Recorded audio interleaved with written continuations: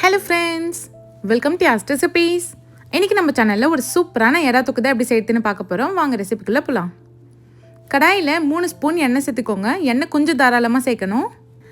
இப்போது ஒரு பெரிய வெங்காயத்தை நல்லா பொடியாக கட் பண்ணிவிட்டு சேர்த்துக்கோங்க. 2 பச்சை மிளகாவை கீறிட்டு சேர்த்துக்கலாம். ஒரு கொத்து கருவேப்பிலை சேர்த்துக்கோங்க. இப்போ இதை நல்லா வதக்கி எடுத்துக்கலாம்.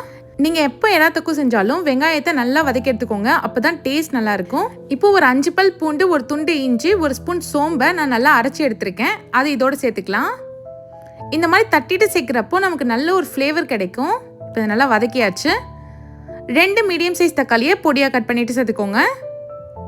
இப்போ இதையும் நல்லா வதக்கி எடுத்துக்கலாம். வெங்காயம் தக்காளி நல்லா வதங்கி சுருண்டு வரணும், அந்த மாதிரி வதக்கி எடுத்துக்கலாம். இப்போ மசாலாவுக்கு 1/2 ஸ்பூன் மஞ்சள்தூள், 1 ஸ்பூன் தனி மிளகாத்தூள், 1 ஸ்பூன் வீட்டில் அரைச்ச குழம்பு மிளகாத்தூள். உங்ககிட்ட குழம்பு தூள் இல்லைன்னா நீங்கள் மல்லித்தூள் கூட சேர்த்துக்கலாம். 1/2 ஸ்பூன் கரம் மசாலா, 1/2 ஸ்பூன் சீரகத்தூள் சேர்த்துக்கோங்க. தேவையான அளவுக்கு உப்பு சேர்த்துக்கலாம். நான் 1/2 ஸ்பூன் உப்பு சேர்த்துருக்கேன். இப்போ இதை நல்லா வதக்கி எடுத்துக்கலாம். மசாலாவை இந்த மாதிரி எண்ணெயில் வதக்குறப்போ நமக்கு நேச்சுரலாகவே கலர் கிடைக்கும். இப்போ க்ளீன் பண்ணி வச்ச 1/2 kg ப்ரான் சேர்த்துக்கலாம். ப்ரான் சேர்த்துட்டு இந்த எண்ணெயிலே 5 நிமிஷத்துக்கு வதக்கி விடுங்க. அந்த ப்ரான்லேருந்து கொஞ்சமாக தண்ணி ரிலீஸ் ஆகி வரும், அந்த மாதிரி வதக்கி எடுத்துக்கலாம். இப்போ நல்லா வதங்கட்டும்.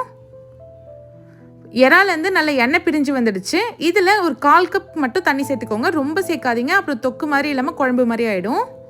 இது நல்லா வதக்கிடலாம். இப்போ மூடி போட்டு ஒரு 5 நிமிஷத்துக்கு மீடியம் ஃப்ளேமில் வேக வச்சு எடுத்துக்கோங்க.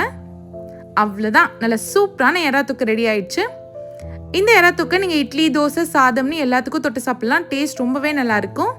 அதுவும் கடாய் சோறில் போட்டு சாப்பிட்டிங்கன்னா சொல்லவே வேணாம், டேஸ்ட் அவ்வளோ சூப்பராக இருக்கும். இந்த ரெசிபியை நீங்களும் கண்டிப்பாக உங்கள் வீட்டில் ட்ரை பண்ணி பாருங்கள். ட்ரை பண்ணிட்டு எப்படின்னு கமெண்ட் பண்ணுங்கள். வீடியோ பிடிச்சிருந்தா சேனலை சப்ஸ்கிரைப் பண்ணிவிடுங்க. தேங்க்ஸ் ஃபார் வாட்சிங்.